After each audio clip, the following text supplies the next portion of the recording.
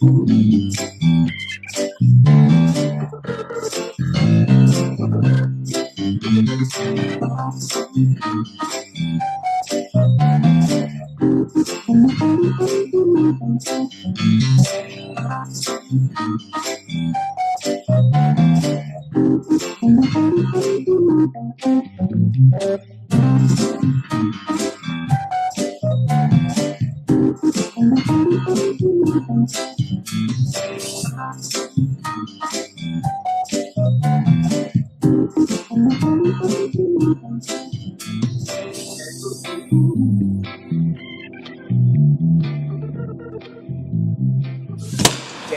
the fellowship of the Spirit. Who do I matter to? Does anyone care what happens to me? See, because there was a dispute that broke out in John 9. Why? Why did this dispute break out in John 9? This dispute broke out in John 9 for no reason other than Jesus healed a blind man. What is there to fight about? Someone being healed. What is there to fight about? Someone being healed from their affliction. Why should this cause a controversy? Why should people be in anger? All Jesus did is found this man who had been blind from birth, touched his eyes, and told him to go and bathe. And if he went and bathed, he'd be clean. And he came up out of the water, and he was whole. He came up out of the water, and he was complete. He came up out of the water, and he could see for the first time because he'd been touched by Jesus. He could see for the first time because he was blind, but now he could see because Jesus himself had touched this man's eyes. But when the religious leaders of Jesus' day saw that this man was healed, when the religious leaders of his time, those who were supposed to be shepherds, those who were supposed to be caring for the flock, those who were supposed to be the ones that healed, when they saw that this man was healed, their response was anger.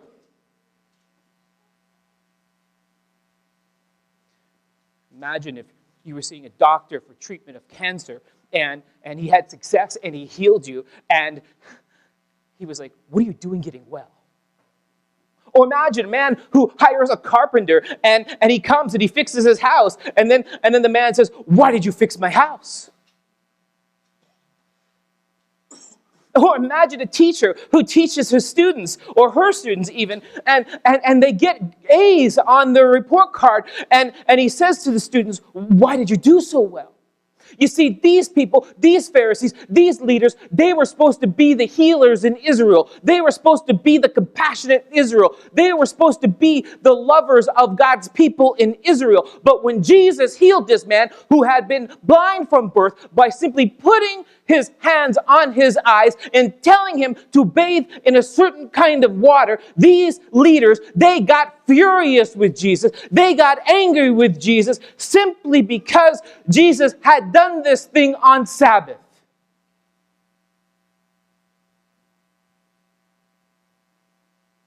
In other words, the honor of our rituals outweigh the power of God.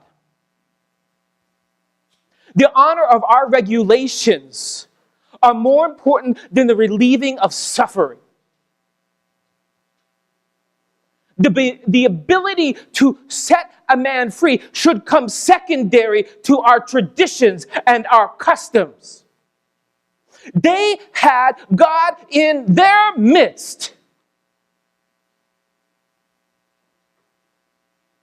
The one who wrote the very Sabbath commandment with his finger on Mount Sinai.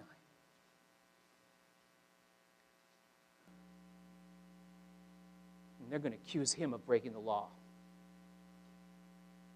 The one who wrote it, the one who made it, the one who designed it, the one who created everything in 6 days and on the seventh day rested. They're going to tell him he does not have the right to set this blind man free.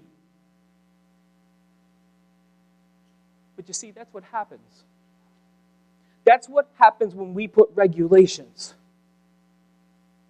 That's what happens when we put customs. That's what happens when we put traditions. That's what happens when we put even right things above healing, above love. I'm a Sabbath keeper. I believe in the honor of the Sabbath because I believe it honors the God who created it, but I don't get to tell him how to keep it. And so Jesus heals this man.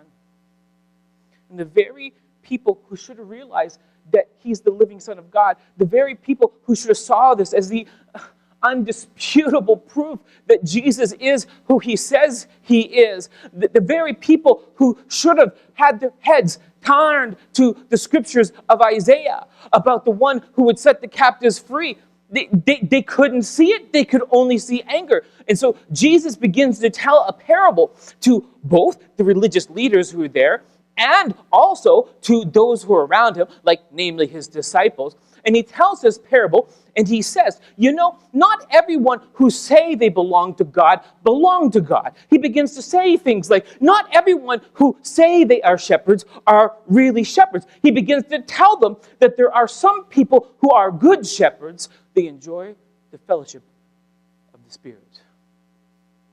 They don't walk according to their own ways. They walk not by the letter of the law, but by the Spirit of the law. They're good shepherds. And then there are those who walk by the letter of the law, and they don't have fellowship with the Spirit. They only have fellowship with customs, traditions, rituals. I recently read a book about rituals, and it said that rituals are not bad things. Rituals are simply spiritual things that we forgot the purpose of why we did them for. It made a lot of sense to me. And that's what they had done. They had taken God's holy Sabbath, something that was holy and meant for restoring of mankind, meant for repairing relationships, meant for reconnecting to heaven, and they had made it into just a ceremonial execution of effort. And so Jesus says, they're not good shepherds, they're bad shepherds. In fact, the people didn't understand him, so he began to clarify with stronger language. He began to say things like, they are actually thieves. You see, they take honor that is meant for God, and they steal it for themselves. You see, they didn't care about the Sabbath. They didn't care about the regulation. They cared about their authority, and that Jesus, by healing this man on their Sabbath, wait a minute, we don't do that, do we? We're not thieves, are we? When you're sharing about the fact that you're a Sabbath keeper, you don't talk about your Sabbath, do you? Because I don't know about you, but I don't have a Sabbath. The Bible calls it the Lord's Day. The Bible calls it the Lord's Sabbath. And I'm invited to his table in his time. But they made it their Sabbath. They stole the honor that belonged to God and made the honor that belonged to God into nothing more than a ceremonial ritual. And so Jesus goes on to say in one of my all-time favorite verses of the Bible, he says, the thief comes to what? Steal and the thief comes to steal and kill and do what? Destroy. But I have come, why? That I might give you what? Life and what? Life in abundance, or some translations say a better life, a full life, a complete life, a life where you don't have to be blind, a life where you don't have to suffer, a life where you don't have to wonder, why am I here and what is my purpose and does God care? Jesus says there are two kinds of shepherds. There's those that are just doing a job because it gets them something. He calls them the hirelings, the hired shepherd. And then there's the owner. And when they come to the same religious festival, when they come to the same piece of law, they don't come for honor. They don't come for power. They don't come for recognition. They come to heal. They come to give life. They come to make people whole again. And I think that anyone who takes a religious ceremony and uses that ceremony for just their own good and not for the honor of the people that God has created miss the point of biblical ceremony. And so Jesus says, look, the thieves are coming. Who's going to be watching the pen when they come? By the way, in this analogy that Jesus uses, the pen is the law of God. The sheep are inside of it. And the law of God are meant to keep us from the thief. See, the law, it just really depends on what side of the gate you want to be on, because if you're on one side of the gate, you could say, oh, look at that beautiful law. It keeps me safe from the wolf and the thief and the monsters outside. Or you can say, look at that horrible, repressive law that gives me no liberty. I can't even go over there in that field where I would be by myself without a shepherd. Jesus said, but I have my law, I have my statutes, I have my ways, and they're meant to protect. But these hirelings, they came, and it was just for them. They took what was spiritual. They took what was supposed to protect the sheep. They took what was supposed to build the sheep. They took what was supposed to feed the sheep. They took what was supposed to be this life-giving thing for the sheep, and they made it into ceremony. They made it into pomp. They made it into ritual, and they stole. They became like the thief. So he goes on to say in verse 11, I am not them. I am not the bad shepherds. I am not the hirelings. I am the what? Good shepherd. I am the good shepherd. And the good shepherd does what? Lays down his life for who? The sheep. There are those who are in this religious game for what they get. And there are those who are in this religious game for what they can give. There are those who think that just being in the church will give them some honor. Just being in the church will give them some prestige. There are those who think that just being in the church, maybe even God will smile on them. And maybe even God will bless them. And you know what? Just turn on late night TV and go to some of those Christian channels, and you'll see those people, and they'll be saying things like, just do this and just do that. And God is going to bless you with abundance. But the Good Shepherd says, life is hard. It is dangerous. I have made a pen. I have made a fold. Because there are wolves out there.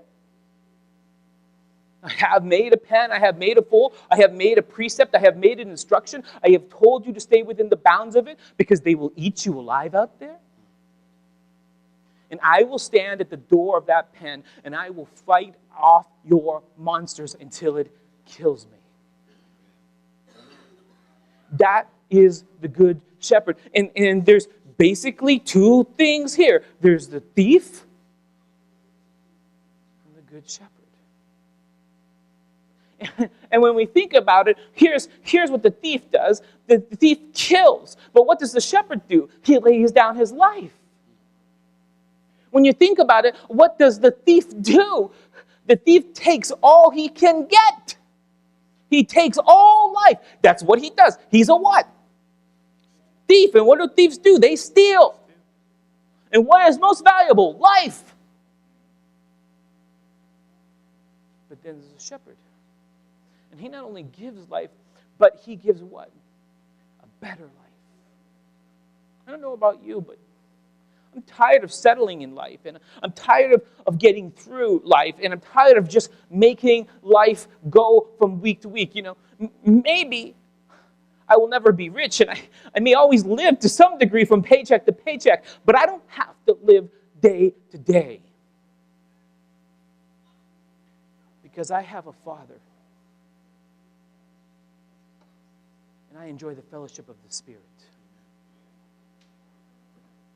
And I know if I stay in His pen, did you hear me? If I stay in His what? His pen, His fold, His community. Right? Isn't this what Jesus is talking about? The law, the precepts, the guidelines. They're meant to be a community. They're meant to distinguish those who are safe from those who are wolves.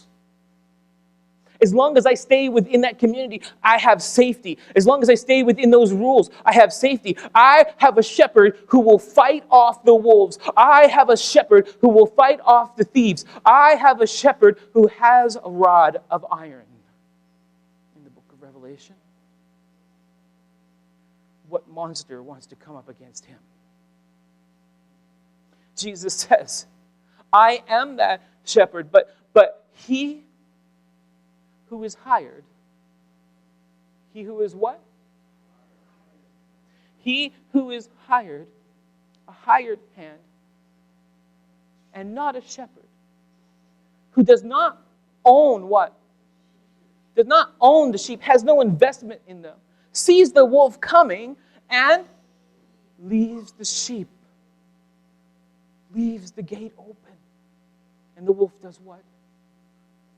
He grabs them and he snatches them, because they were only in it for what the sheep could give them. They were only in it for what the sheep could do. They were only in it for the life that they could get. Jesus goes on and say, he flees because he is a hired hand, and he does what? Cares nothing for the sheep. Please, don't miss Jesus under the wire sarcasm and pointed sarcasm. The context of the story, the exegetical context, come on, is the Pharisees and religious leaders who are upset that someone got life. Amen. They are upset that someone got a more abundant life. They are upset that someone was healed because it violated their rules, because it violated their honor, because it violated their authority, because it violated their prestige. They are no better than the wolf. They are no better than the thieves, because they too are feeding on the sheep.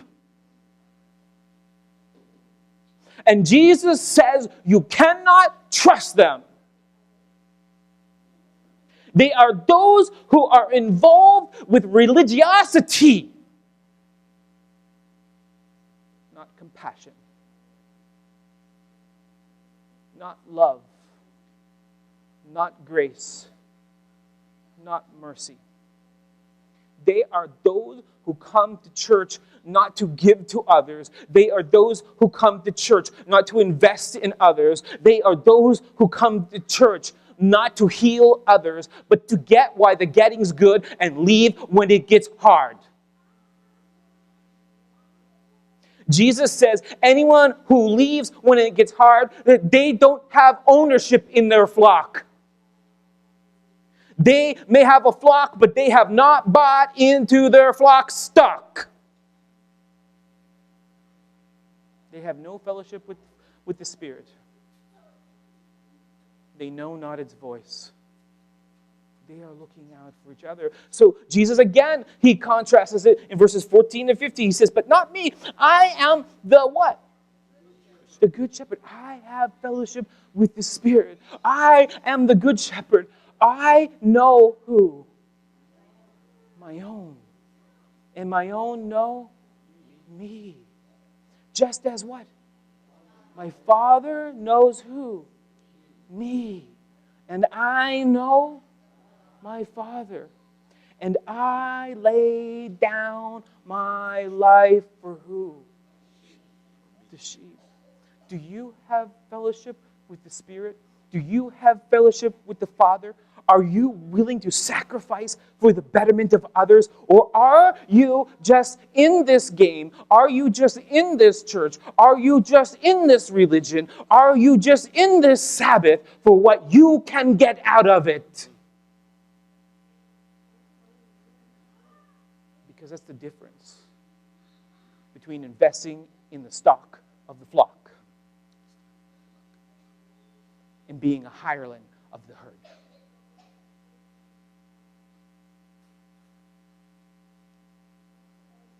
Jesus knows his Father. How? Through the fellowship of the Spirit. And Jesus extends the knowledge of the Father to us. How? Through the fellowship of the Spirit.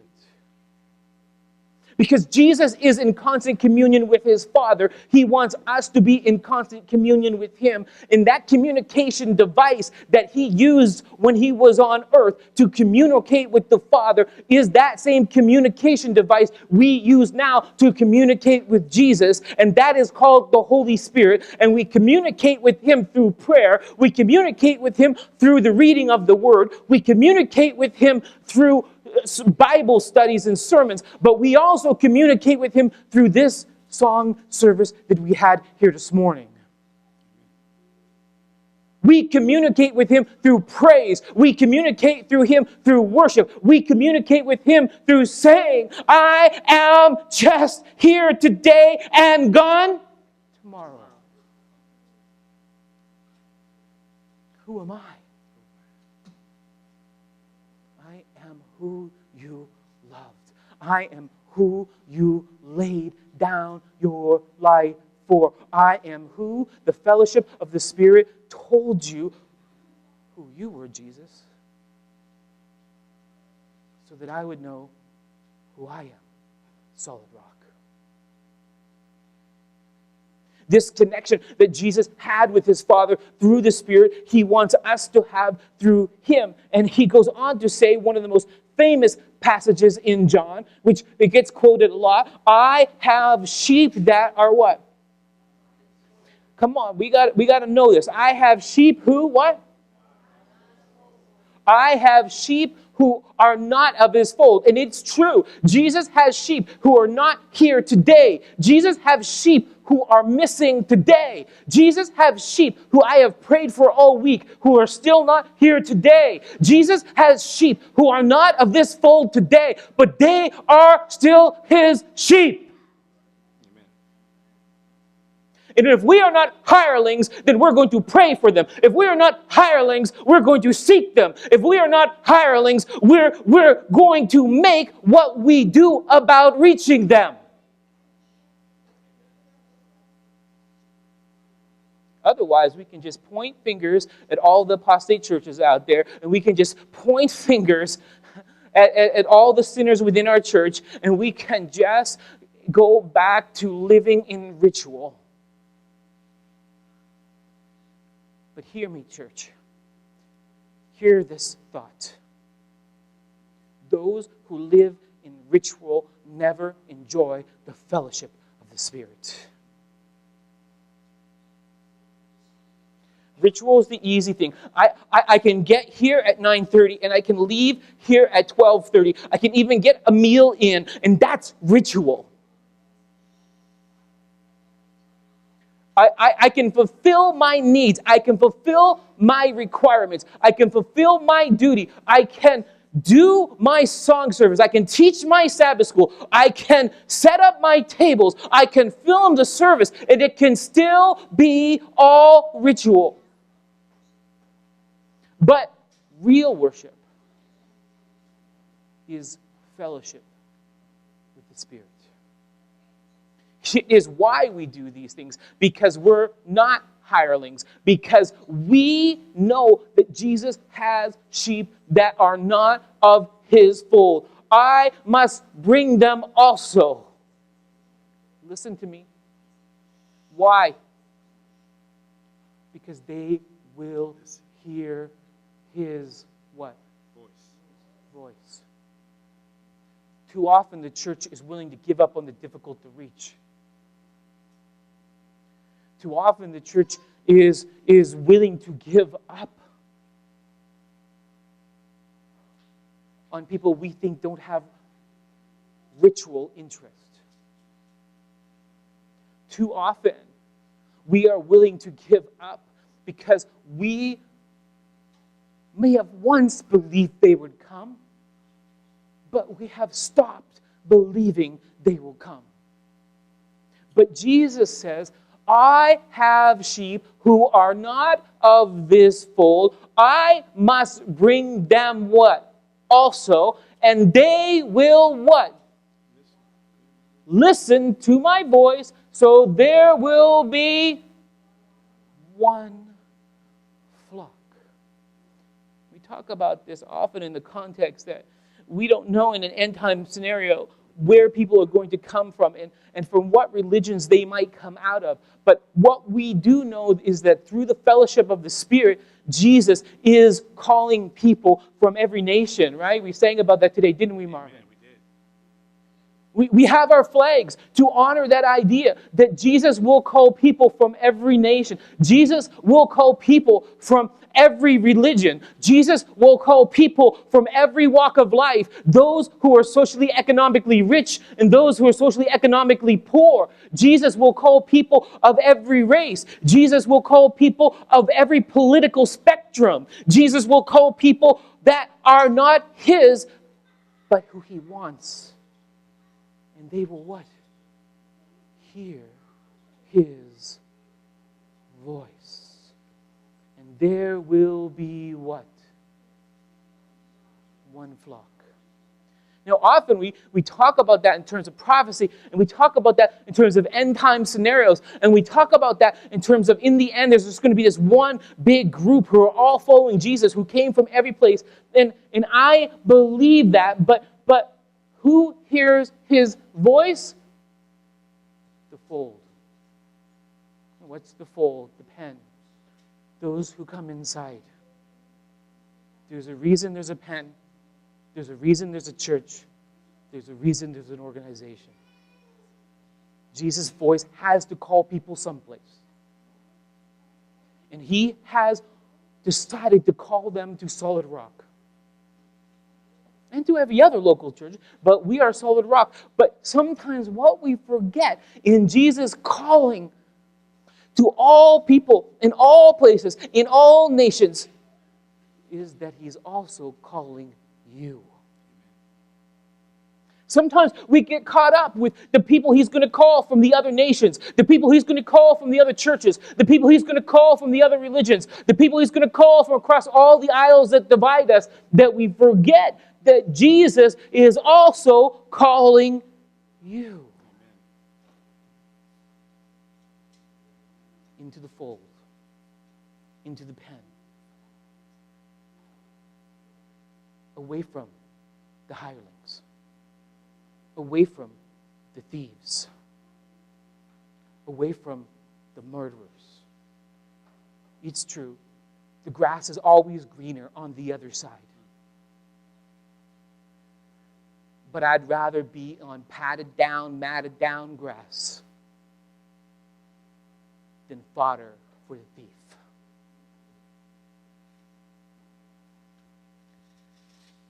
It reminds me of this story I once heard about World War II and the Nazi invasion across Europe and what was called the Blitz of Britain.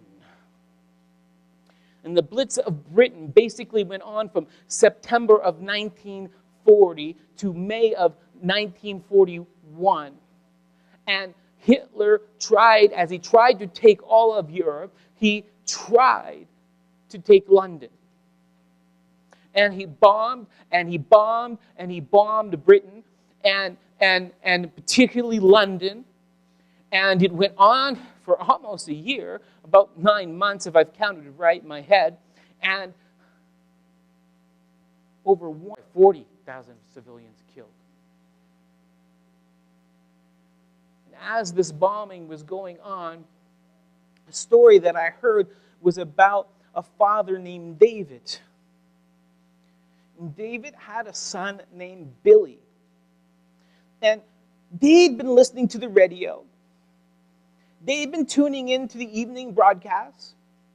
They'd been hearing about the war that was going on and that Hitler's troops were invading towards London, invading towards Britain, and they had made their plan. And David had told Billy that in the event that they get bombed, they were going to run downstairs to the cellar. And David had prepared this box of food and water that would do them until authorities could arrive, not knowing how long the bombing would happen. So that night when the bombing began, David knew exactly what to do, and Billy knew exactly what to do, and they looked at each other, and they ran out the door of the house. Because remember, in those days, the cellar wasn't just going downstairs. You had to go outside around the house, open the flip door, and go down in. Amen. And they got down there, and it was dark. There are no lights in the cellar. I mean, we're talking about the 40s. We're talking about someone's crawl space that they dig out under the houses. It's not these finished plush basements that we got now. And they're down in this cellar, and they can hear the bombs exploding around their neighborhood. They can hear the kabang and the boom and the wah. And they hear the windows shattering out of houses. I mean, remember, during this period, over 1 million homes were destroyed in London, and we're talking in the 40s. It's, again, population density issues. And they're down there in the dark, and David remembers he left the box with the water upstairs. I don't know how long they're going to be down there. But it takes Billy. Billy's about 5, and he takes Billy over to the corner, and he makes a little bed for him, puts a pillow down, covers Billy up, tells him a story as the bombs are exploding around them. And when Billy's almost asleep, David begins to tiptoe away from him. He gets to the other side of the basement, and he goes to lift that cellar door, because you remember how the cellar doors were in that day. And he heard, you know, those squeaky old hinges. And Billy goes, "Dad, where are you going?" "I just got to get the water. It's going to be okay. Just stay over there and go to sleep. I will be back in 2 minutes. I'm just going to get the water." Boom! The house falls down. David never made it out of the cellar. The floor crashed down, dividing David and Billy. Billy begins to cry, and Billy begins to say, "Daddy, where are you? I can't see you. Daddy, are you okay? I'm scared."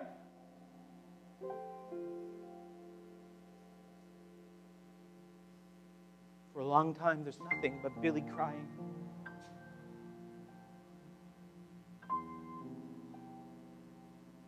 And then David says, "I'm trapped under this beam and I can't get out. Are you okay, Billy?" "I'm okay, but I'm scared. It's dark. They're still bombing. I don't know what to do, Dad." "Just stay over there." "I don't want to." "Just stay over there. I can't get you." "I don't want to." "Dad, I'm scared." "Just stay. You'll be safe. I made a little shelter for you. Dad, don't want to. I want to be with you. Let me come to you." "Daddy, come and get me." "I can't. I'm stuck under this beam." "Daddy, I can't stay here alone."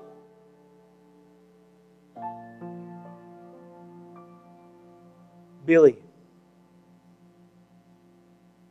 come to me." "I'm scared. You have to come to me, Dad."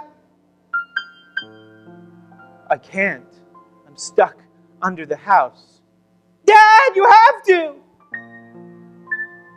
I can't, I'm stuck. Dad! Billy, listen to my voice. Come to my voice. But it's dark. I can't find my way. I'm scared. Listen to my voice. Come towards my voice. Billy picked up his pillow, his blanket, looked up, and he could see the night sky. His house was gone. It was dark out there, full of rubble in the air. And he followed his dad's voice. Put his blanket over both of them. And they cuddled and went to sleep until the morning of the first bombing stopped. Retaliation happened and people began to come in and families bonded together and they began to dig each other out of the rubble, because that's what you do when you belong to a fold. You look after the sheep that are in your fold, because you're not a hireling, you're a shepherd. But it begs the question, will you hear the voice of your Father? Will you have fellowship with the Spirit when the bombs start falling in your life? Will you hear the shepherd's voice? Because he said that my sheep know my voice. He said that his voice is distinctive. He says that when you hear that voice say, Billy, just follow my voice. Billy, just come to my voice, that he will lead you to safety no matter what is going on around you. He will not lay down a house for your sake. He will lay down the house for your sake. He will lay down his life for your sake, because there will be one fold.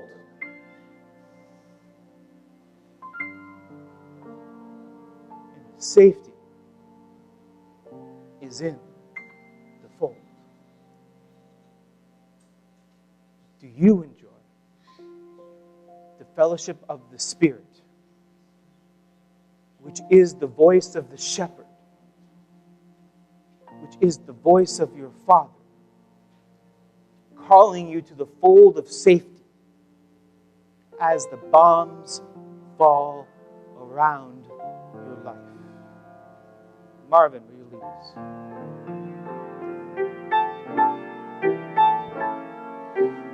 What a fellowship, what a joy divine, leaning on the everlasting arms.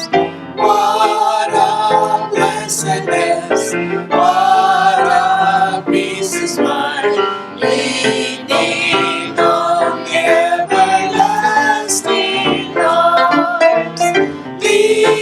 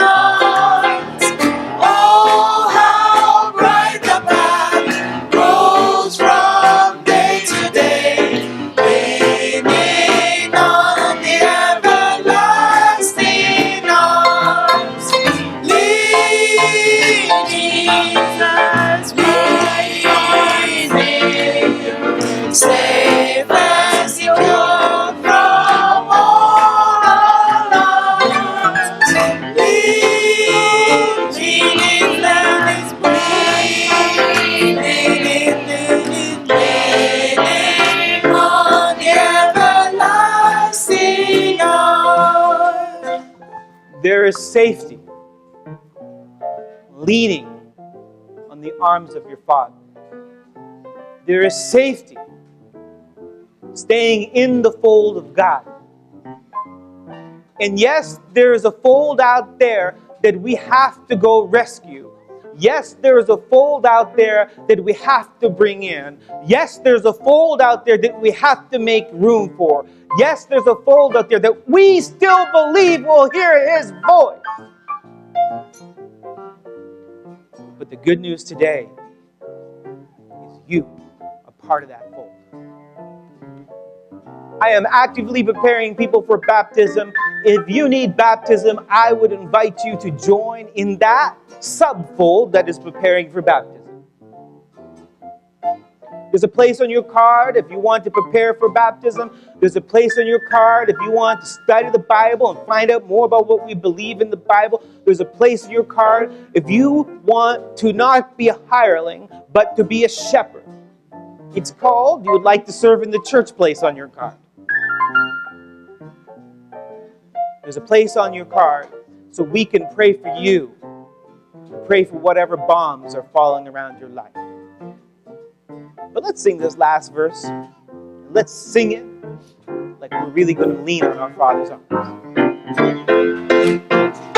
What have I to dread? What have I to fear? Leaning on the everlasting arms, I have blessed peace with my Lord so dear. Leaning on the everlasting arms, leaning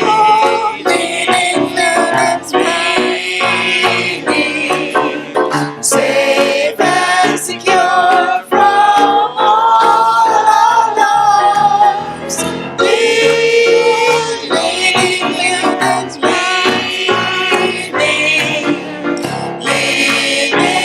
on the everlasting arms.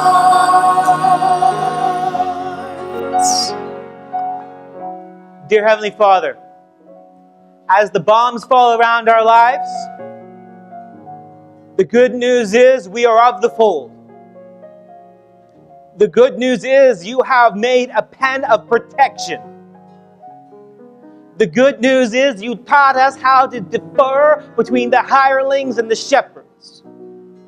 The good news is that you have called us to shepherd each other. You have called us to get involved with each other. You have called us to care about each other. You have called us to love each other.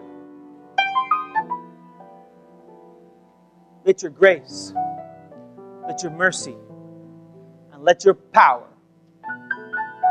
be those leaning arms that keep us safe and secure from all alarms.